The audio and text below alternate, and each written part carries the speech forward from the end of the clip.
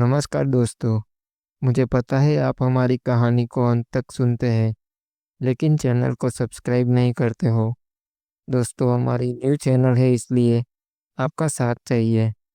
आपको बस सब्सक्राइब का बटन ही दबाना है, जिससे मुझे मोटिवेशन मिलेगा। दोस्तों, ये कहानी हमारी एक बहुत ही खास सब्सक्राइबर ने भेजी है, तो आइए शुरू करते हैं। आज मेरे भाई मेरे घर सोने आए थे, लेकिन उनके जाने आने की वजह से मैं उन सब कामों को नहीं कर पा रही थी जो मैं आमतौर पर रात के अंधेरे में करती हूँ।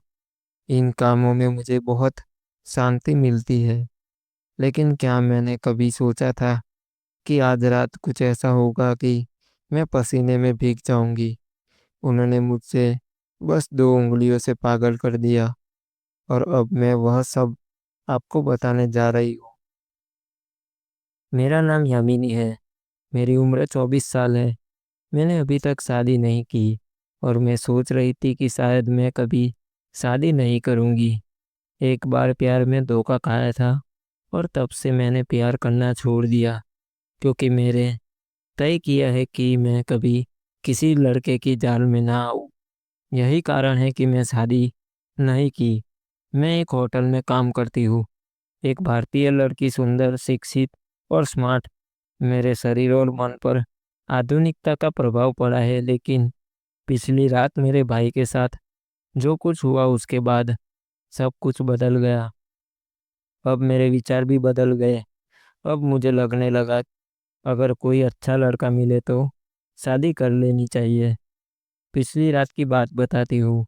मेरे भाई, जिनकी उम्र 34 साल है, भाई डिलीवरी बॉय के रूप में काम करते हैं, और मेरी भाभी हाल ही में खाना खाकर थोड़ी देर टीवी देख रहे थे।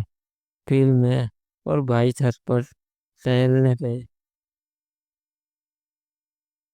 भाई ग्राउंड फ्लोर पर सो रहे थे, और मैं फर्स्ट फ्लोर पर अपने बगल के कमरे में अपने छोटे भाई के साथ सो रही थी। रात लगभग 1 बजे के करीब हम दोनों न बात करने लगे। कभी कभी भाई अपने मोबाइल पर गेम खेलते लगते, और मैं अपने मोबाइल पर लोगों के स्टेटस देखने लगती। तभी तेज बारिश शुरू हो गई, और हल्की ठंडी हवा भी चलने लगी, जो हम दोनों को बहुत पसंद है। मुंबई की ठंडी हवा तो वैसे भी बहुत अच्छी होती है। कुछ देर बाद भाई सोने लगे। मैंने कहा, भाई आप अपने कमरे में जाओ, आपको नींद आ रही है। भाई गुस्सा होकर बोले, यामिनी, मुझे परेशान मत करो। यह कहकर उन्होंने आंखें बंद कर दी, और 2 मिनट में ही गहरी नींद में चले गए। मैं बाथरूम में जाकर अपने कपड़े बदल लिए, क्योंकि तंग कपड़ों में मुझे नींद नहीं आती। फिर मैं बिस्तर पर बैठकर मोबाइल में कहानी पढ़ने लगी। इन दिनों मैं बहुत अच्छी कहानियाँ पढ़ पा रही थी। मेरे भाई सो गए थे, और मैं उन कामों को नहीं कर पा रही थी जो मैं आमतौर पर रात के अंधेरे में अकेले सोते समय करती हूँ। लेकिन भाई की वजह से आज मैं कुछ नहीं कर पा रही थी। इस इसलिए मैंने मोबाइल रखकर सोने की कोशिश की, लेकिन कहानी का ख्याल मेरे सिर में घूम रहा था, और नींद मुझसे दूर हो रही थी। रात गहरी होती जा रही थी, और मेरे मन में अजीब बेचैनी होने लगी। नींद तो थी ही नहीं, और सिर में वही कहानी चल रही थी जो मैं सोने से पहले पढ़ चुकी थी। उस कहानी ने मेरे अंदर उथल पुथल मचा दी थी, और मैं खुद को शांत नहीं कर पा रही थी। भाई पास में ही सो रहे थे, और उनके खर्राटे की आवाज़ मुझे और विचलित कर रही थी।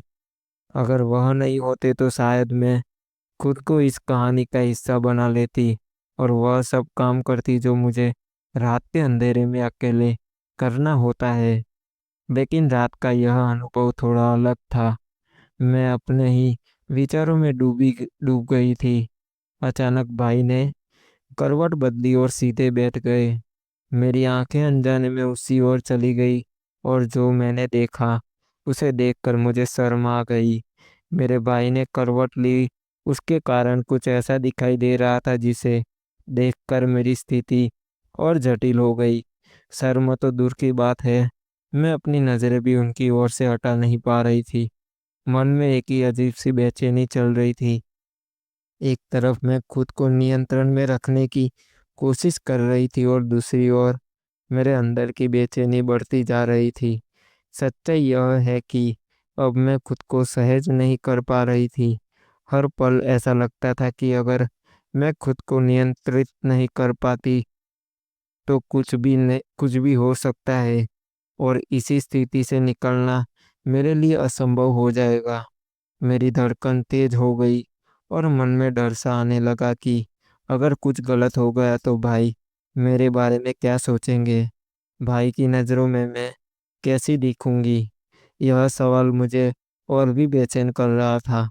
लेकिन दूसरी तरफ मेरे मन में एक ही गहरी इच्छा भी थी, जो मुझे बार-बार उसी दिशा में खींच रही थी। जैसे जो मैं सोच रही हूँ उसे पूरा कर दो। मेरे भीतर का द्वंद्व चरम पर था। हर पल मैं खुद से लड़ रही थी। मेरी इच्छाएं बढ़ती जा रही थी। मेरी धड़कनें इतनी तेज हो गई थी कि मुझे लग रहा था जैसे वे कमरे की सारी खामोशी को चीर देगी। मैंने अपने हाथों को कसकर मुट्ठी कर ली थी। मैं भी सोच लिया था जैसे इससे मैं अपने मन की उथल-पुथल को थाम सकूं। लेकिन सच तो यह था कि मैं अब खुद को सहन नहीं कर पा रही थी। हर पल ऐसा लगता था कि अगर मैंने खुद को रोका नहीं तो कुछ ऐसा हो जाएगा जिससे मैं कभी उबर नहीं पाऊंगी। यह क्या हो रहा है तुझे? मैंने खुद से सवाल किया, लेकिन जवाब की जगह सवाल उठने लगे। अगर कुछ गलत हो गया तो भाई मेरे बारे में क्या सोचेंगे? उनकी नज़रों में मैं कैसी दिखूंगी?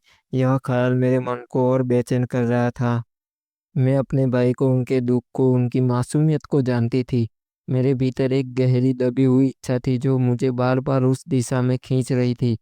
जैसे कोई आवाज़ मेरे कानों में फुसफुसा रही हो, यामिनी इसे होने दे, बस एक बार अपने मन को आज़ाद कर दे। यह इच्छा इतनी तीव्र थी कि मैं अपने ही विचारों से डरने लगी थी। मेरे भीतर का द्वंद्व अपने चरम पर था। एक तरफ नैतिकता, मेरे संस्कार और मेरे परिवार के प्रति मेरी जिम्मेदारी थी। दूसरी तरफ वह आग थी जो मेरे मन को जलाए जा रही थी। मुझे अचानक वह पुराना किस्सा याद आ गया। वही किस्सा जिसने मुझे प्यार से, रिश्तों से और अपने दिल से दूर कर दिया था। उस धोखे ने मुझे इतना तोड़ दिया था कि मैंने अपने आप को एक कवच में बंद कर लिया था। लेकिन आज उस रात वह कवच टूट रहा था। मेरे मन की इच्छाएं जो मैंने इतने सालों तक दबा रखी थी, अब बाहर निकलने को बेताब थी। और यही इच्छाएं मुझे उस दिशा में ले जा रही थी जिसे मैं गलत जानती थी, फिर भी रोक नहीं पा रही थी। मैंने एक गहरी सांस ली और अपनी नज़रें भाई से हटाने की कोशिश की। मैंने खिड़की की ओर देखा और जहां बारिश अब पूरी तरह थम चुकी थी, ठंडी हवा अब भी कमरे में आ रही थी, लेकिन वह मेरे मन की आग को शांत करने में नाकाम थी। मैंने अपने आप को समझाया, यामिनी रुक जा, यह सिर्फ एक पल की कमजोरी है, इसे बीतने दे। लेकिन मेरे मन का दूसरा हिस्सा चीख रहा था, क्यों रुक हर बार अपने दिल को मारना? क्या तूने इतने सालों में अपने लिए कुछ नहीं चाहा? मैं बिस्तर पर बैठी रही, अपने घुटनों को सीने से लगाए और अपने मन से जूझती रही। भाई की गहरी नींद और उनके खराटों की आवाज़ अब मुझे और भी बेचैन कर रही थी। मैं जानती थी कि वह कुछ नहीं जानते, कि वह इस सब से अनजान है, लेकिन मेरे मन का यह द्वंद्व, यह उथल-पुथल, यह सब मेरे अंदर ही था। अचानक मुझे लगा कि मुझे इस कमरे से बाहर निकलना होगा। मैं धीरे से उठी ताकि भाई की नींद ना टूटे और खिड़की के पास खड़ी हो गई। मैंने अपनी आंखें बंद की और ठंडी हवा को अपने चेहरे पर महसूस करने की कोशिश की। मैंने खुद से कहा, यामिनी तू मजबूत है, तूने पहले भी मुश्किलों का सामना किया है। यह भी एक पल ही है, यह भी बीत जाएगा, लेकिन क्या यह पल वाकई बीत जाएगा या यह मेरे मन में हमेशा के लिए एक निशान छोड़ जाएगा? मैं नहीं जानती थी, लेकिन उस रात मैंने एक बात सीखी कि मेरे भीतर की इच्छाएं, मेरे डर और मेरी कमजोरियां मुझे इंसान बनाती है। और शायद इन सब से जीतना ही मेरी असली ताकत है। दोस्तों, मेरी कहानी आपको कैसी लगी? कहानी का है दूसरा हिस्सा भी जल्दी ही मैं आपके बीच लाऊंगा, लेकिन इसके लिए आप सबको कमेंट बॉक्स में बताना होगा कि आपको हमारी कहानी कैसी लगी। धन्यवाद दोस्तों।